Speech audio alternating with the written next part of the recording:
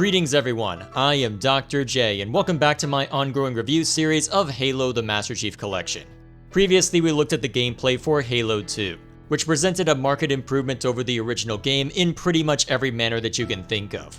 Now we come to Halo 3, which is widely considered to be the best of the series. Accomplishing that would be a high bar considering what had been said before, but by many accounts it succeeded in every possible way. It gave a satisfactory conclusion to the story with the best campaign yet, offered a solid refinement to the core gameplay of the previous entries, all while adding more graphical detail to the character models and environments. To that end, it's hard to pin down any one reason for why this game is rightfully considered to be the best one. And to explain why, let's take a look at the weapon variety. There aren't many new weapons introduced, but a large number of the pre-existing ones didn't escape some kind of update, either to help distinguish them in the niche they already hold, or to make them more balanced in general. If I were to go into detail on all of them, we'd be here for the next 10 minutes and you'd be a rather bored viewer. So let's go through a few highlights to explain the kind of changes that were made. To start, the plasma pistol now bleeds ammo while you're holding a charged shot, meaning you can't just wander around the map forever until you reach the next group of enemies and then immediately kneecap the most powerful one. However, along with this nerf, they also gave it the ability to disable vehicles, which prevents most weapons from firing and makes it easier to hijack said vehicles. In doing so, part of its original niche was handicapped while still giving it a useful purpose in larger areas. As another change, the carbine now has a bit of spread built into the weapon, due to the fact that it doesn't have to be treated as an analog to the battle rifle anymore. As a result, there's a bit of inaccuracy at long range, but since the recoil on it isn't as bad as the battle rifle, it's still useful as a precision weapon. Moving on to human weapons, the Magnum has gone through another iteration, where instead of firing as quickly as you can pull the trigger, it now has a much slower firing rate, but does more damage with an individual shot. Since it still can't scope, this makes it a more reliable weapon for dual wielding, since you won't be distracted by spamming a button, which makes it useful as a mid-range option. The flamethrower also makes a return after being absent in Halo 2, only instead of just appearing in multiplayer, it appears in single player as well, and for levels where it would make sense to be used. What makes it interesting though is that instead of occupying one of your weapon slots, it acts as a third weapon which is dropped whenever you wish to use a grenade or melee someone, similarly to how your offhand is dropped whenever you're dual wielding, and it also uses an over-the-shoulder camera instead of a first-person view. However, the sheer power of the weapon and its limited ammo make up for that, as fire now behaves much differently. Whenever you light a place up, the fire will stick to the surface a little bit, and due to the damage over time, virtually anything that gets hit by it will end up dead, though this does mean it's very easy to either engage in friendly fire or even take yourself out if you're not careful. They also make you move slower while using it, in order to force you to commit to the bit if you really want to lay the smack down. As a result, it's still not a great weapon for multiplayer, but can serve a purpose in the single player, at least for the missions it appears in. As another change, the static machine guns can also be removed from their tripods and used in a similar manner, with their damage being offset by having you move slower. From my experience, you're usually better off leaving them on their pedestal, as this means you don't have to worry about how much ammo they have, though since it does allow you to carry it with you, there is a degree to which you can avoid enemy fire by removing it. And finally, as one last difference to highlight, the Needler can no longer be dual wielded, as apparently it was a little too useful in Halo 2 for its own good. Instead, they introduce a brute weapon called the Spiker, which can be dual wielded, which acts as a nice middle ground between the assault rifle's close range damage spray and the Needler's more reliable damage at a longer range. Combine that with the Mauler, a brute shotgun that can also be dual wielded, and you have a couple of specialized weapons that are good for mid-range and close-range encounters, even if in multiplayer the Mauler is only used for the same blast and bash you get from the shotgun. There are plenty of other changes, but these serve as good examples for just how much polish has been given to the game balance. In both Combat Evolved and Halo 2, each weapon had its own niche, but there were certainly issues, such as the assault rifle remaining useless, and Halo 2's Magnum being completely left behind after its devastating effectiveness the first time around. Here though, it's hard to find any one weapon that is objectively useless, as while there's still a heavy reliance on precision weapons in multiplayer and the harder single-player modes, there are clear uses for the remaining weapons. What makes it even better is that they've added plenty of new stuff to make things more interesting, beyond just the Spiker and Mauler. To start, they added 2 new grenade types. The Spike Grenade behaves similarly to the Plasma Grenade, in that sticking an enemy guarantees the kill, but if you fail to land the sticky part, it has a much smaller blast radius in favor of throwing projectiles in every direction. These projectiles can also reflect off of walls, which means in small rooms, enemies can end up as pin cushions even if you miss the sticky. The second grenade is an incendiary grenade, which some of my friends have dubbed the war crime grenade, which leaves behind a circle of fire wherever it lands. In keeping with the flamethrower, said flames will quickly kill any target they touch, making them good for zoning groups of enemies or just straight up murdering an entire room. To keep them balanced, however, you can only hold 2 of every grenade type instead of 4, which means you can't just stockpile 16 grenades, sit in a room, throw out every grenade type imaginable, and then just walk away like nothing happened.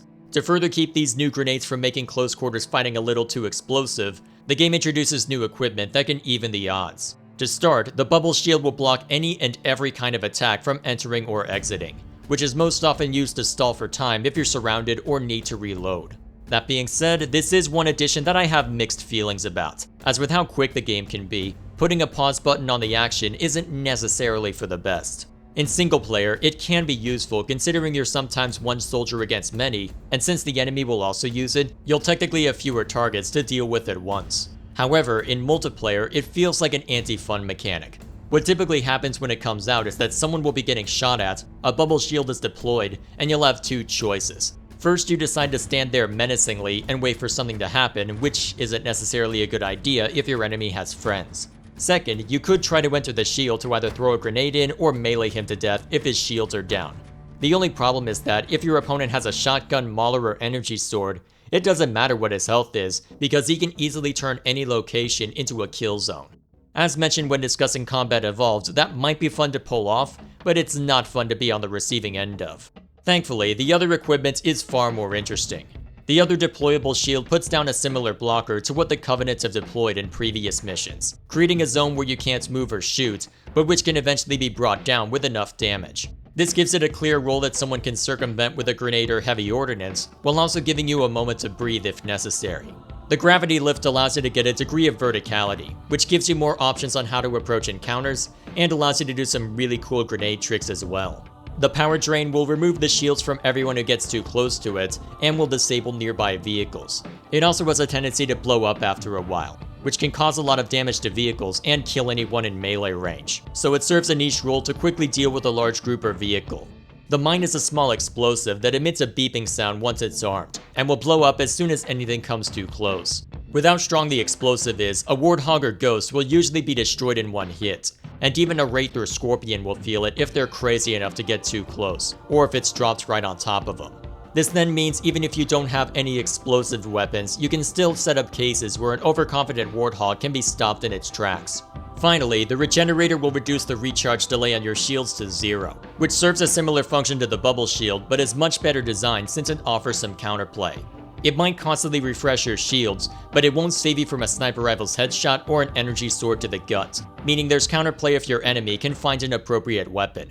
Even if they can't, getting close quarters with you can still be advisable, since it will refresh everyone's shields no matter who deployed it, which means the tide of a skirmish is still contingent on numbers and tactics rather than having the gameplay equivalent of a pause button. Apart from that, you can also get the cloaking device you'd see on elites and the temporary invincibility brutes sometimes have, but the former doesn't interfere with the radar and is therefore not as useful in multiplayer, and the latter only rarely appears in single player, so there's not much to say about either one. As a result, let's move on to talking about vehicles. Most vehicles haven't been changed much, with the Warthog, Ghost, and Banshee behaving pretty much the same way. The Scorpion's machine gun now requires another player to use it, though given how durable the Scorpion is now, it's usually not something worth worrying about, and does make it more balanced for multiplayer.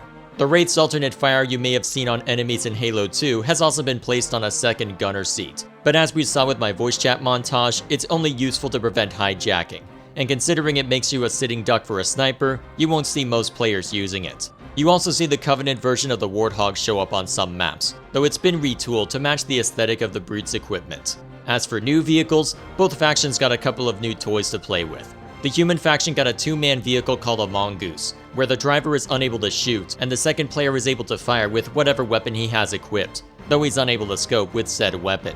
Due to those limitations, it's only useful for transportation, unless you're playing in Halo 2's Anniversary mode where the driver can shoot in front of him.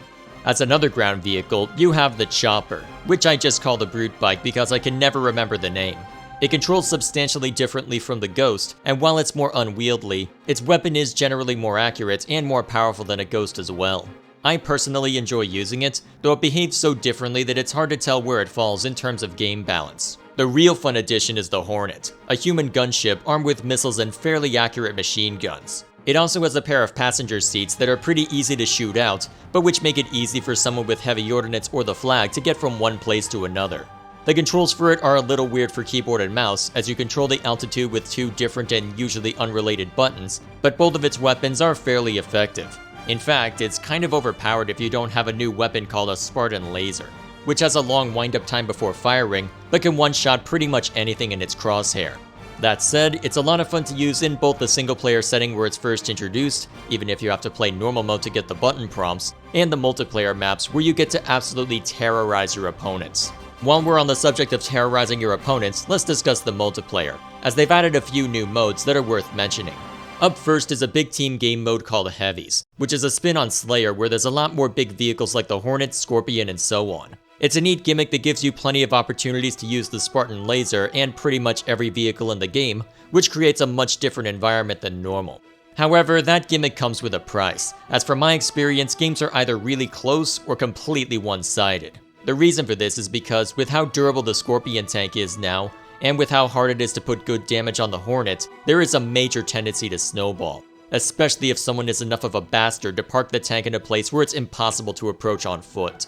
This can technically be subverted with a Spartan Laser or maybe even a plasma pistol if you're desperate, but since the enemy will have a much easier time controlling the field thanks to where they position the tank, it can be difficult to get a hold of one. On top of this, you also have a vehicle which I neglected to mention when discussing Halo 2, which is called the Gauss Hog. With combat evolved, you had a rocket hog that fired a volley of slow-moving rockets, which was generally only useful for zoning enemies and didn't see a whole lot of use. As such, when Halo 2 wanted to introduce something similar, they gave Warthog something called a Gauss Cannon, which fires a beam of energy that can one-shot infantry and quickly dispatch other vehicles. The beam travels so quickly that dodging it is next to impossible, meaning your only recourse to dealing with it is to somehow ambush it with explosives or pick off the user from a safe distance. The only problem with either is the same problem you run into with the Scorpion tank, in that you can't guarantee that you'll have a weapon for the situation, which means games have a greater tendency to snowball when the Gauss Hog is present, which means people take the dodge penalty for leaving games, and suddenly your wishing backfills and auto balance were a thing. Because of this, after a while, the game mode became relegated to the same place that AR Slayer was. A neat idea that can occasionally be fun, but overly rewards players for being quick to the good stuff rather than being skilled. To my knowledge, that's the only new game mode that Bungie specifically came up with, but that didn't stop the community from coming up with some neat spins on the game modes. I touched on this when talking about the Forge mode, but thanks to the game's popularity, there were a lot of creative spins on the game which ended up being adopted as official modes. The best example of this is Griffball, which was a fan mod created in honor of a throwaway line in Red vs. Blue, a popular machinima which kick-started Rooster Teeth's existence. The objective is to deliver a bomb to an opposing goal, with the ball carrier moving more quickly but being unable to use weapons. To prevent someone from scoring, everyone is armed with energy swords and gravity hammers, the latter being a new melee weapon that doesn't dash into enemies but does substantial AoE damage in front of you and causes quite a bit of knockback. It's a neat mode which owes its existence to the vibrant community surrounding this game, though it's worth mentioning that it's on a rotation with other arcade modes to where it's not always available. Another game mode that was initially created by the community is called Infection, which starts out with a single zombie whose goal is to hunt down everyone else, with anyone he kills becoming zombies themselves. To defend yourself, you're given a magnum and shotgun, though there's no way to get more ammo for either weapon. Due to the limited ammo, the goal is to simply survive for as long as possible or be quick to kill the non-zombies, and it seems like the main way people win this mode is just surviving for a long period of time. Because of that, I didn't find myself playing it very often since I wasn't very good at staying alive, but as an occasional distraction from the main Slayer modes, it's not a bad time. Before we wrap up, we have two things to discuss related to the campaign. First up is the enemy variety, which due to the story being told isn't as strong this time. The elites are heavily de-emphasized in lieu of the brutes taking on a more prominent role, with the brutes AI behaving pretty similarly to how it did before. In keeping with Halo 2's change to the hunters, they can't be one shot in the back anymore, so they present a solid threat when they appear, and give you good opportunities to use either heavy explosives or a shotgun to the back. As another change, grunts will now activate 2 plasma grenades and rush you if you take out the leading brute, which helps to ensure that even if you take out the big guy first, you can't just rush in and take out the little guys without fear of reproach. The other enemies mostly remain the same, even if that means the one-shot wonders also make a return in Legendary mode, but at least they don't appear as frequently this time. However, while the enemy variety is a little weaker, the equipment we discussed earlier is able to make up for it, as instead of just having to worry about the number and placement of brutes, you also have to consider the equipment they have and how it will affect your approach, which allows them to give each area a unique feel even beyond the level design. Second, the level design remains on point, with there being only one area that I would consider to be overly repetitive, in the same vein as the library from Combat Evolved. The layout for that section may be more varied than otherwise, but since you're fighting a lot of the same enemies during it, and don't have enemy equipment to be concerned about, it's not something that I found to be engaging. Even then though, there's still a lot of cool encounters, such as this section where you have a bunch of marines with rocket launchers and get to run circles around a giant mech. The game is littered with cool moments like this, which leads it to have the best pacing out of all the Halo campaigns, to where even in Legendary mode, it was consistently engaging. My general criticism of the campaign does crop up every now and then, especially for the tedious level I just mentioned, but cases like that were the exception rather than the rule. As for the multiplayer level design, there's quite a bit more variety on offer than before. You still have maps like Valhalla, which acts as this game's version of Blood Gulch, as well as small arenas like Heretic, but they also do a lot more with verticality. Perhaps the most drastic example is Construct, where you have multiple layers and numerous ways to reach each one, which makes it a really interesting map for Slayer and King of the Hill. However, that verticality also comes with a price, as it wouldn't be until Reach that the radar on the bottom left would also tell you the relative altitude of an enemy. Because of that, it took a while for me to get used to seeing that many blips so close to me, but not being able to see where any of them were located, at least before I was getting shot at. Now that I've played it enough, it's not so bad, but especially after getting used to the radar and Reach, it was an annoying paradigm shift. So when I step back and look at Halo 3 as a whole, it absolutely deserves to be praised as the best of the series. The game balance has been tightened up really well, the campaign is perfectly paced to where it's my favorite one in the franchise, and the multiplayer continues to impress thanks to its excellent level design. Whether or not the other games will continue to impress remains to be seen, but had the franchise ended here, it would have been on an incredible high note. Before we close this video out, let's also take a look at ODST. Upon its release, it was a controversial entry, though not because the game itself was necessarily bad. Intended as a side story to the trilogy, it introduced a new campaign and a new game mode called Firefight, where you team up with other players to take on waves of enemies from the campaign. However, because its multiplayer was basically just Halo 3's multiplayer plus 3 maps, this led to consternation about the game being sold at full retail price. Luckily for the sake of this review, it's not an issue anymore, as it's relatively cheap to buy the whole bundle now, and if you wish to buy everything separately, it's half the price of the other games. As for what's new on the chopping block, there isn't a whole lot in the way of weaponry, as it takes place during the events of Halo 2 and directly before Halo 3, as we follow a team of soldiers who seem to be a step up from your standard Marines without being full-blown Spartans. Because of this, there's only 2 new weapons and a single new enemy type to worry about. Where weapons are concerned, you have a silenced pistol which can be scoped, but fires as quickly as you can pull the trigger. Its damage is a pittance against shields, but it makes for an effective weapon to headshot with, similarly to how you would have used the Magnum in Combat Evolved. This is especially the case because ammo for the carbine is extremely limited throughout the campaign, and because the battle rifle doesn't make an appearance during it. The second new weapon is a silenced SMG, which differs from the one you've grown used to in that it can be fired while scoped, a fact which makes it good for wearing tougher enemies down even if they're a little further off. The trade-off, however, is that dual wielding is no longer an option here, so what you have is what you've got. As for the new enemy type, they're called Engineers, which can't hurt you directly but will bolster the shields of allied units near it, which as you can imagine makes them priority targets. Due to how much damage they can take before going down though, there's an interesting trade-off in taking them out, as it's a choice between whether you want to try luring the enemy away, or if you prefer to give up the element of surprise and take them out immediately. Beyond that, there are a couple of other changes worth mentioning. First off, the health bar has made a return, though not in the way you might expect. Instead of the health bar being absent, now the shield bar is absent, since the soldiers you're playing as don't have them. You still have a small conceit where you can take some hits before your health bar is damaged, but it's called stamina this time around, and your warning to be careful is the screen turning red and your character having an asthma attack. After that, you're dealing with a standard health bar, with a small beeping noise whenever you're less than 100%, which will increase in frequency the lower health you are.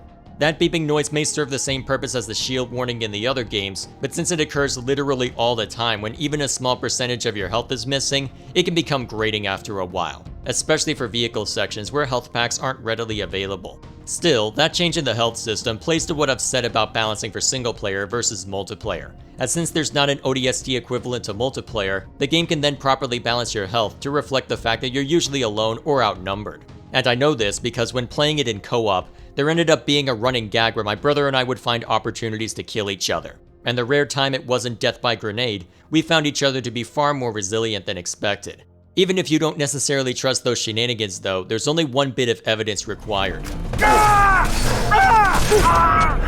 Yep, even on Legendary mode, the one-shot wonders are no more, meaning no more frustrating reset to last checkpoint enemies to worry about. Second, the arc for grenades is far different than in other Halo games. There are minor adjustments to how grenades are thrown throughout the franchise, but most of them are just that, minor changes that are easy to account for when switching between games. Here though, that isn't necessarily the case, as the arc is so different from a visual and technical standpoint that throwing them feels so much different. It's not necessarily a problem, just something strange that you'll notice when you try throwing a grenade for the first time, as based on the visual there's much more of an arc to the throw, to where it's hard to aim with until you get used to it. And that's pretty much everything new or different from a technical standpoint, which will immediately tell you why people were upset over the game's price on release. And yet, now that the controversy is past and the game is priced more fairly on PC, I'll admit that the campaign might not be the best of the franchise, but it's definitely the most unique. The best part is immediately after the opening, 6 hours after a pivotal event in Halo 2, where you have to find your way to a series of objectives on your own. That section alone immediately stuck out as something enthralling, as instead of it being a high-octane struggle or tense firefight, it's a depressing trudge through a dark, practically abandoned city. The only signs of life some scattered Covenant patrols, some audio logs telling how civilians reacted, and some really somber music. This excellent atmosphere is such to where it's basically impossible to see what's going on without turning on your replacement for the flashlight, a night visor that highlights silhouettes. And since all you have to look at is rubble and the occasional Covenant patrol, it's a section that's really memorable.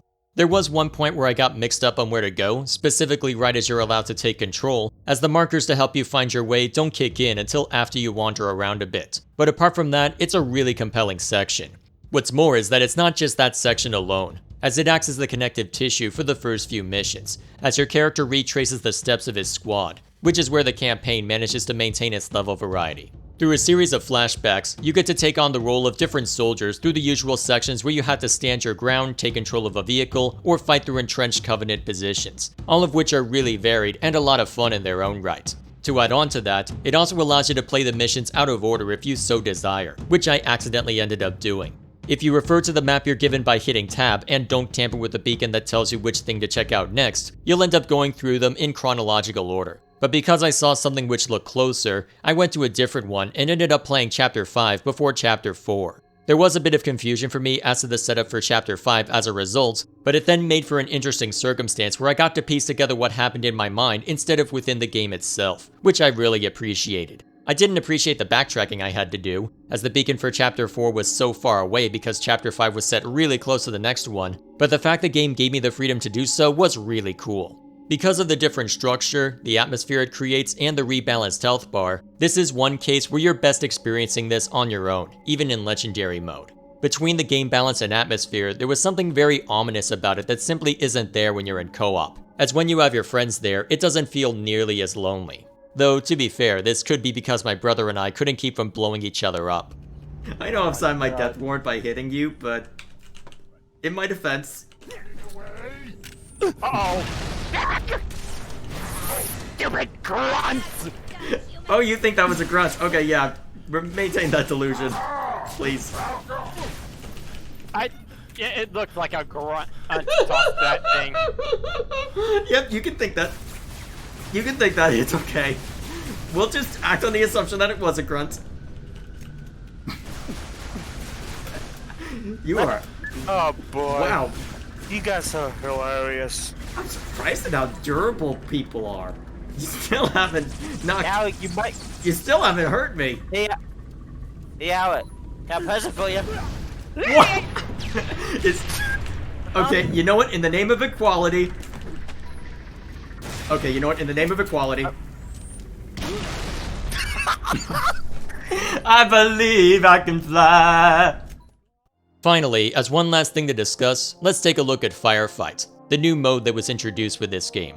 The simple idea is that you're grouped with 3 other players and are tasked with surviving a deluge of Covenant forces. Within a single set, you'll have 5 waves to deal with each one featuring slightly different enemies depending on the level and circumstances. At the end of each set, the places where you can reload your human weapons is refreshed and a skull is applied, with said skulls adding various effects that are all designed to make you suffer. The effects range from Tough Luck, where enemies are more likely to duck away from projectiles and grenades, Catch, which increases the number of grenades being thrown about, Black Eye, which prevents you from gaining stamina outside of punching an enemy in the face, and so on. Make it through 3 of these sets, and you get a bonus round where the game decides to throw all the grunts at you, with said grunts abandoning subtlety in favor of an endless supply of plasma grenades. All of this on its own creates a fairly different environment from the campaign, and to ensure the pressure remains high, your team has a limited number of lives, with 10 respawns being shared across the whole team, plus a few more if you can survive a set.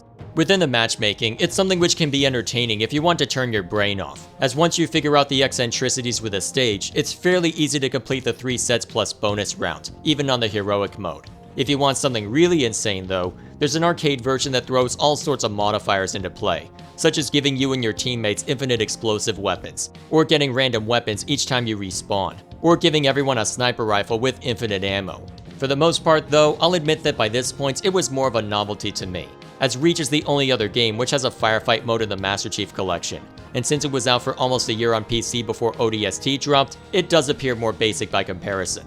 Even so, I suspect my lack of enthusiasm may be the fact that you can't necessarily play it as it was intended without a pre-made group of 4, as there was a seasonal challenge called Endure that asks you to play what's called Classic Firefight, which introduces a degree of randomness and lasts as long as you've got lives to throw at it. It's also the only place where these 3 skulls are ever applied, outside of the bonus rounds, as whenever you complete 3 sets plus the bonus, suddenly you have a more permanent and really thorny modifier, such as reducing ammo drops on enemy weapons, or making it to where the built-in strengths and weaknesses of each weapon are ramped up to ludicrous levels. Luckily for me, I did find a group that I could do this challenge with, and it led to some really tense moments given how hectic the game can get with all of the modifiers in play and not necessarily a good weapon to deal with the incoming enemies. If you can find a group of 4 people, it does seem to be the best way to experience it, even if it was 2 of the tensest hours of my life. So on the whole, you have a novel game mode which didn't necessarily appeal to me all that much, but where the campaign is concerned, it's a solid entry into the franchise.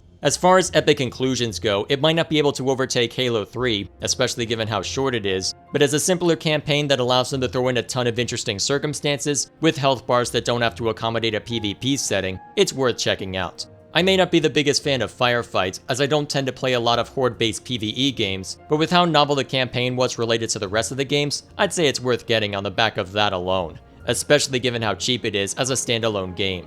And with that said, that is where we shall be ending it for now.